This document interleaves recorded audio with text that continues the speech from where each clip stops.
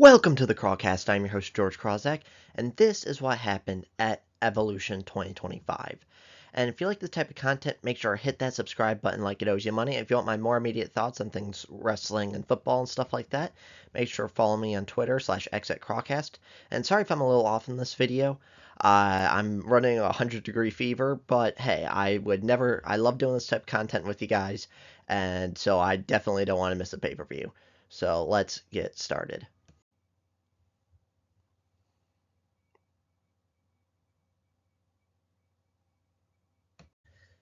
So the first match was Becky Lynch versus Lila Valkyria versus Bayley for the Women's Intercontinental Championship. And this just might be me, but I feel like when Becky has her hair up like this, she kind of looks like a lot like Peyton Royce / Cassie Lee of the Iconics. So in the beginning, there was a lot of cool like different pinning spots, and there was a lot of great like three-person combination moves. They definitely played well into the triple threat part of the match. So at one point, Becky was going for this disarm on Bayley, and Lyra hit a really nice leg drop off the top rope onto both of them. And then Bayley hit the Rose Plant on Becky, or hit the Rose Plant, and Becky had a really great reversal into like a back roll up to retain the title. So Becky Lynch did retain. And so this match was very good. And I kind of wish there was a definitive ending though, because it felt like there was strange endings in both of Becky and Lyra's matches. And now this is just another one where it was just like, it just ended with a roll up. Overall, I thought this was a really good match. Just the ending was, again, it was a really great spot. Becky Lynch's ability to kind of turn that pinning combination into a roll up. I just thought there should have been at least a little bit more of a definitive end. Maybe they run it back at SummerSlam, but honestly, it feels like this feud kind of just needs to move on a little bit because Becky and Lyra have had, this is like their third match. And Bayley and Becky, this is their second match kind of in this feud. So it kind of feels like, again, a fourth match with Becky and Lyra and a third match with Bayley and Becky. Just kind of feels like it's a little bit too much. But we'll see what they do at SummerSlam.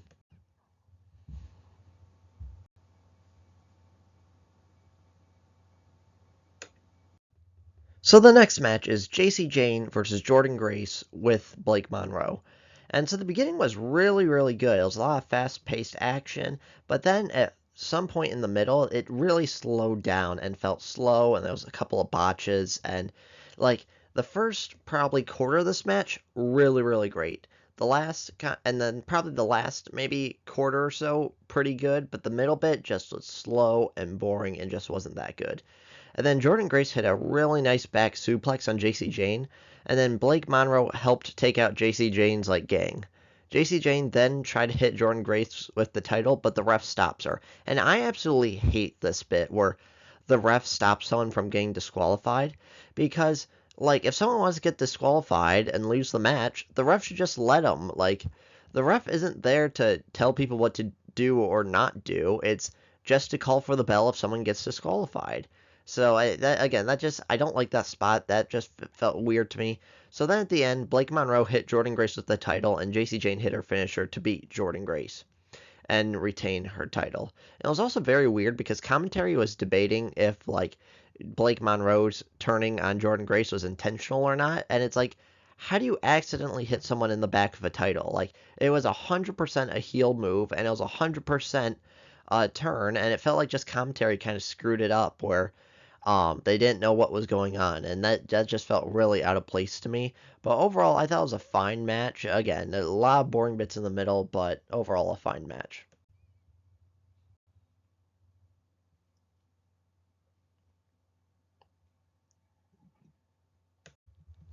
So the next match is the Fatal 4-Way for the Women's Tag Team Championship.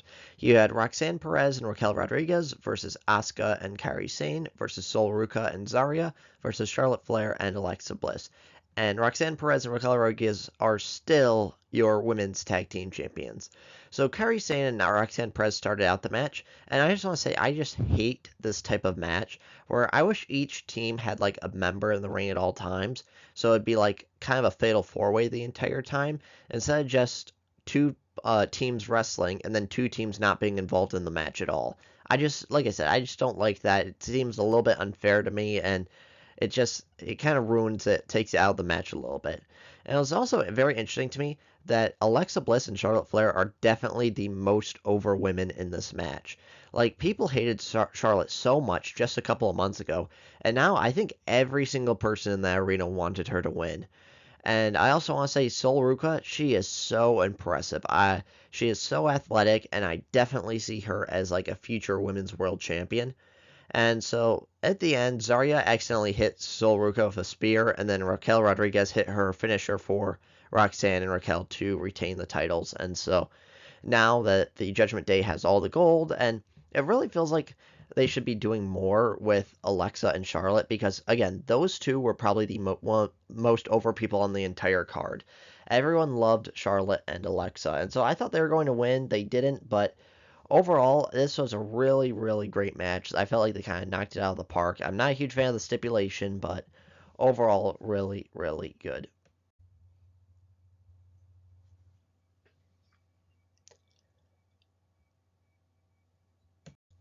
So the next match is Tiffany Stratton versus Trish Stratus for the WWE Women's Championship. And still, your WWE Women's Champion is Tiffany Stratton. So both of them are obviously very athletic. Trish hit a nice stratosphere to the outside, and then Tiffany kind of just hit the prettiest moonsault ever and won. Like, I thought she looked pretty decent. I know a lot of people were talking about how she was slow. I didn't think she was that bad, but I'm just going to be honest. The crowd really weren't into this match, and I think the big issue is because the result was never really in question. Everyone knew Tiffany was going to win. Not a single person thought Stratus had a chance. And so I think that kind of like took people out of the moment. 'Cause it's like, well, we already know what's going to happen here, so why should we really care and get invested in this? And like it had a and like I said, I thought it was really good. And well, it had a great start, and again, it just felt like this was a really bring back down to earth moment because the triple threat was really great, the fatal four way was really great, and this just kind of felt average. So it was a really like a come down to earth match on this card, and it was also very interesting because Tiffany was celebrating, and then the ref came over to Tiffany and was basically like, "Get out of there, leave now," because Trish wanted to have her moment in the ring. And Trish's days are definitely numbered as a wrestler. Well, granted, she's not really much of a wrestler anymore, but I don't know. It just felt like a little bit weird. And again, where I feel like you don't want to have these legends in this title match, like kind of like Goldberg. Maybe it's a little bit exception because it was his retirement match, but it felt hard to get into because everyone's like, okay, Goldberg's definitely not winning this, and so it was hard to get into this because Trish was definitely not winning. So yeah, like I said, I thought it was just an average match.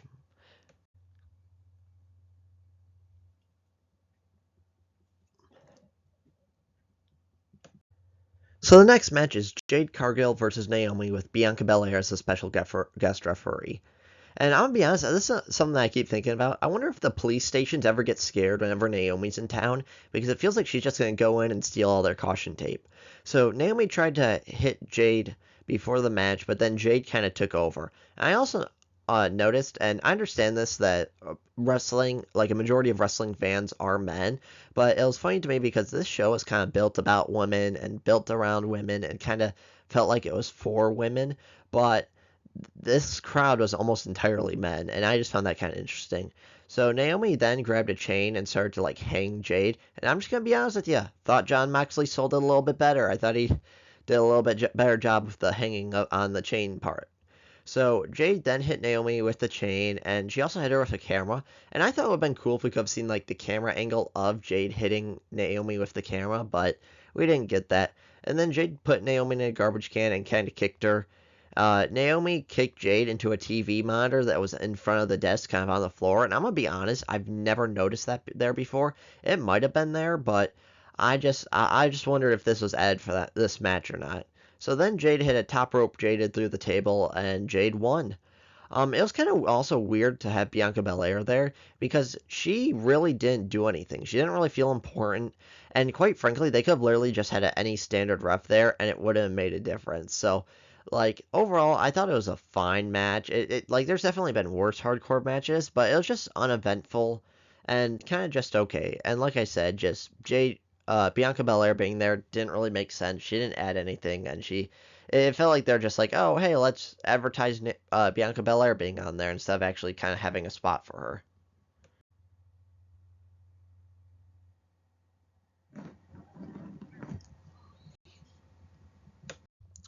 So the next match is the Women's Battle Royal, and it was interesting because no major returns happened this, because I saw people are suggesting like, oh, maybe AJ Lee could return, or maybe Paige could return, and that was something that I did notice, is that in the like hype package for Evolution, AJ Lee was shown in the hype package, and granted, it might not be as like taboo to talk about her or like show her picture anymore because her husband CM Punk does work for the company, so maybe it's like where it's like we don't really mention AJ Lee, but we're not like removing her from history.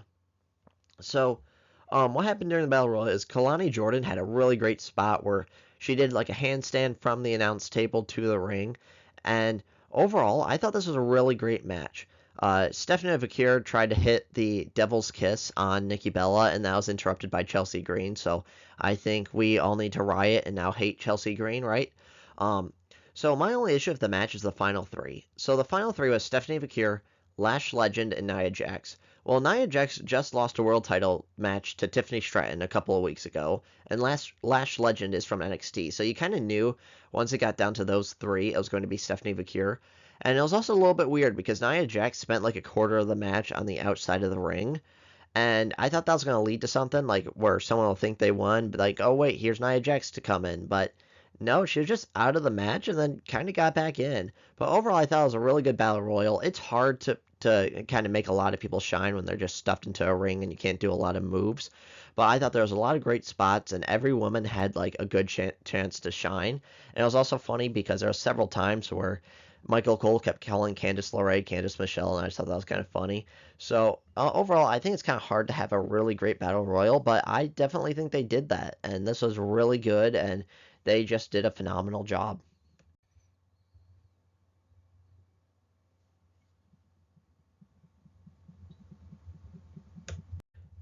So your main event of the evening is Io Sky versus Rhea Ripley versus Naomi for the WWE Women's World Heavyweight Championship. And your new Women's World Heavyweight Champion is Naomi. I'll get to that in a second. So this match was actually really good. And I will just say it. I think Io Sky is the best women's wrestler on the planet. I think she is. I think she is really good. I understand that she doesn't speak English very well and so she has like no mic skills and so I think that kind of hampers her a little bit, but she is in terms of in-ring ability, I think you'd have to consider her one of the greatest of all time. I truly believe Io Sky is the best in-ring women's in-ring performer there is. So, like I said, this match was really good. Io Sky is just insanely athletic, and that mixed in with Rhea's power game just worked really, really well. So, Io Sky was in control of the match for most of the match. And again, there's a lot of amazing counters to almost every move by Rhea Ripley by Io Sky. And so at one point, Io Sky accidentally took out the ref, and Rhea hit a riptide and had a visual pin over Io. Then they brawled out into the crowd, and Io had a nice crossbody that was like 10, 15 feet off of some production equipment, like kind of going down to on Rhea Ripley. So Io then hit a great sunset flip to a powerbomb on the outside, and then Io Sky hit a Spanish fly on Rhea Ripley, and both of them were down. And I'm going to be honest, as soon as that happened, I thought, okay, Naomi's going to come out and try to cash in. But what I didn't expect is that she actually would cash in, because I was thinking, okay, she's going to come out, and then Jade's going to stop her. And then that'll add more to, like, the symmetry of Jade winning at SummerSlam, and then Naomi cashing in on Jade at SummerSlam. Because that's how I was thinking. It's like, okay, Jade's going to stop her. But no, she cashed in her Money in the Bank contract and won the world title. And so, when, like I said, I thought Jade was going to stop her. So, yeah, Naomi came in and then won. Um, so it looks like that Jade still hasn't picked her opponent, whether it's going to be Tiffany Stratton or Naomi at SummerSlam. So I assume this will mean that it will be Naomi versus Jade at SummerSlam for the WWE Women's World Heavyweight Championship. And I thought it was kind of interesting because, I'm gonna be honest, SummerSlam is a month away, so it's really going to feel like Naomi's a transitional champion if she wins it here and then immediately loses to Jade. And I think Naomi's done some amazing heel work, and I definitely think she's kind of better than this and can do better than this. And I think she kind of deserves a long term run with the title, and that's why I thought, okay, beat Jade at SummerSlam, and then maybe hold it to Mania, and then you can do Jade and Naomi at Mania. But I'd feel really bad for her if she wins it and then loses it in less than a month. That to me just doesn't really feel right because of all the great work that she's been doing, and it felt like she was rewarded with the Money in the Bank contract and now this title run. But we'll see how it goes. Because maybe Naomi beats Jade at SummerSlam, but I just find that really hard to believe because Jade is definitely going to be the top women's wrestler in the company, and they're strapping the rocket to her, and she's going to the moon, and so it just seems like really just weird. And I know I've seen this, a lot of people want the Intercontinental Championship triple threat to main event this match, and I agree. I think it definitely had the best build, but this was definitely the right match to main event. Io Sky, Rhea Ripley, two amazing wrestlers, had an amazing match, and especially since the Intercontinental Triple Threat ended via roll up and didn't really have a definitive conclusion, in my opinion, because it's just a roll up. But overall, this was a really, really great show. All the matches, there's no bad matches. I think the JC Jane and Jordan Grace and the Tiffany Stratton and the versus Trish Stratus were just okay. But other than that, the matches were really, really great. And overall, this was a phenomenal show. So let me know your thoughts in the comments below, what you liked about it, what you didn't like about it. And if you like this type of content, make sure to hit that subscribe button like it owes you money. If you want to know my more immediate thoughts on things, make sure to follow me on Twitter at Crawcast, Twitter/X at Crawcast, and I'll see you on the next one.